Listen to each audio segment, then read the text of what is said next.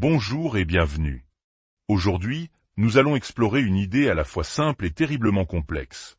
La goutte d'eau qui fait déborder le vase dans une relation amoureuse. Avant de plonger au cœur de ce sujet délicat, si vous appréciez les explorations qui nous aident à mieux comprendre la complexité des relations humaines, pensez à soutenir notre travail en vous abonnant et en partageant cet épisode.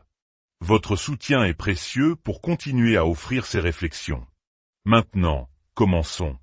Les relations se terminent pour une multitude de raisons. Parfois, ce sont des raisons que l'on pourrait qualifier de saines, de logiques. Un manque de communication qui s'est installé avec le temps, une incompatibilité fondamentale dans les projets de vie, des différences irréconciliables dans la manière de gérer l'argent ou d'envisager le travail. C'est parfois simplement une question de mauvais timing, la bonne personne rencontrée au mauvais moment.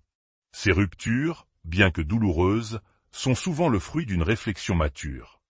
Les deux partenaires reconnaissent une différence fondamentale qui empêche leur épanouissement commun. Ils comprennent que maintenir la relation, sous assistance respiratoire, ne ferait qu'entraver leur croissance personnelle. Dans ces cas, il n'est pas rare que la séparation se fasse dans le respect mutuel, et que les anciens partenaires parviennent même à rester amis, ou du moins, à ne pas nourrir de rancœur durable.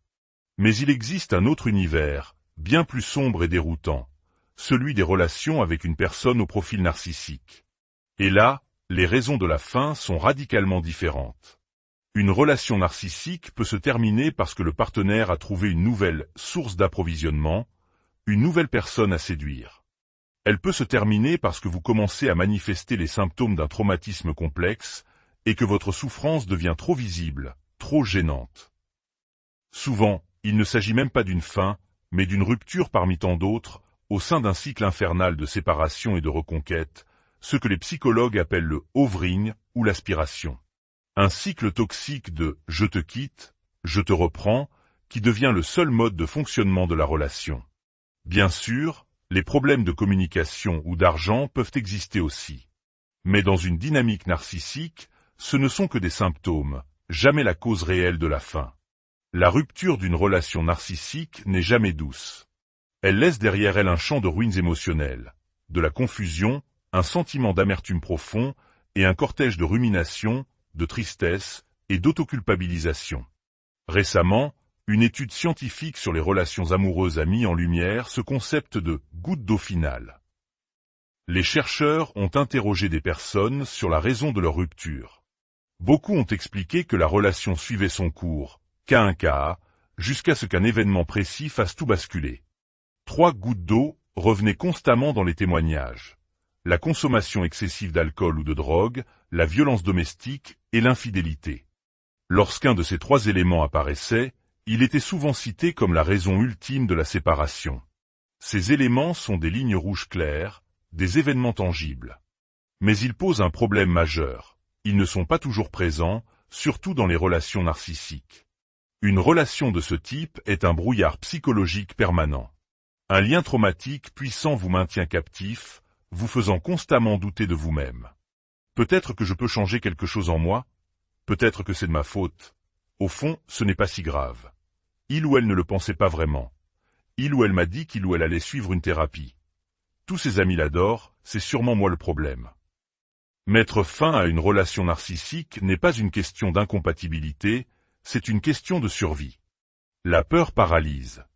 La peur d'être financièrement anéanti lors d'un divorce, la peur d'une campagne de diffamation, la peur de perdre la garde des enfants, ou simplement la peur que personne, absolument personne dans votre entourage, ne vous croit. Beaucoup de victimes se fixent leur propre goutte d'eau, leur propre ligne à ne pas franchir. S'il ou elle me trompe, je pars. S'il ou elle ne cesse pas de boire, je pars. S'il ou elle lève la main sur moi, je pars. Ces limites sont rassurantes car elles sont visibles, concrètes. Ce sont des faits pour lesquels vous pourriez, espérons-le, obtenir du soutien. Il est plus facile d'expliquer à ses proches que l'on quitte un conjoint alcoolique, infidèle ou violent, que d'essayer de mettre des mots sur l'abus émotionnel. Si vous dites que vous subissez du gaslighting, ce détournement cognitif qui vous fait douter de votre santé mentale, si vous expliquez que vous ne vous sentez pas en sécurité émotionnelle, que vos sentiments sont constamment invalidés, minimisés, vous risquez de vous heurter à des murs d'incompréhension. Il faut être deux pour danser le tango. Toutes les relations sont difficiles. Vous connaissez la chanson. Le drame, c'est que beaucoup de relations narcissiques n'atteignent jamais le point de la goutte d'eau finale. Et certaines personnes attendent. Elles attendent ce signal clair, cette preuve irréfutable qui leur donnerait enfin la permission de partir. C'est une sorte de sombre marché que l'on passe avec soi-même. Le jour où je le surprendrai avec quelqu'un d'autre, ce sera fini. Le jour où j'aurai une vidéo de lui jetant un objet, je partirai. L'auto-persuasion est si forte dans ces relations que cet événement tangible devient une validation nécessaire. Vous voyez? C'est réel. Ce n'est pas dans ma tête. Maintenant, j'ai le droit de partir. Le cas de l'alcool et des drogues est particulièrement complexe. Il existe une forte corrélation entre les addictions et les personnalités narcissiques. Pendant longtemps, vous pouvez penser que le comportement toxique de votre partenaire est uniquement dû à l'alcool. Mais souvent, même s'il devient sobre, l'agressivité, la manipulation, le mépris demeurent. Parfois, il s'intensifie même, car l'alcool ne sert plus de régulateur émotionnel. Il ne faut pas croire que la goutte d'eau brise toujours le lien traumatique. Parfois oui, elle agit comme un électrochoc. Il est impossible de ne pas voir une trahison ou un acte de violence.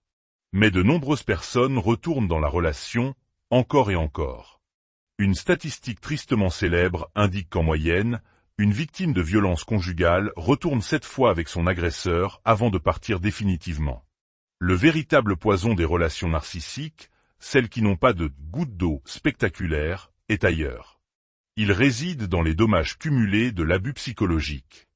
Dans les cas de contrôle coercitif, il n'y aura peut-être jamais de violence physique, d'alcoolisme ou d'infidélité. Pourtant, la personne est absolument terrorisée, emprisonnée psychologiquement, même si la porte de la maison n'est pas fermée à clé. On l'appelle la goutte d'eau finale pour une raison. Il y en a eu des milliers d'autres avant. Et ces autres gouttes, ce sont les humiliations quotidiennes, les critiques incessantes, les silences punitifs, le chaos constant. Contrairement au drame que l'on voit au cinéma, la réalité de l'abus psychologique est la mort par 1000 coupures. C'est l'érosion lente et méthodique d'une personne, jour après jour. Alors, pour vous qui êtes dans une relation narcissique de longue date, vous qui vous sentez invisible, incompris et confus parce que vous n'avez pas eu votre goutte d'eau finale. Pour vous qui pensez ne pas avoir une raison assez bonne pour partir, sachez ceci, parfois, cette goutte d'eau ne vient jamais. Et même quand elle arrive, le doute persiste. J'avais dit que je partirais s'il me trompait, mais ce n'était qu'un SMS. Il n'a pas jeté l'objet sur moi, mais de l'autre côté de la pièce. Dans les relations narcissiques, le dos du chameau est d'une solidité effrayante. Et bien souvent, une seule goutte d'eau, même la dernière, ne suffit pas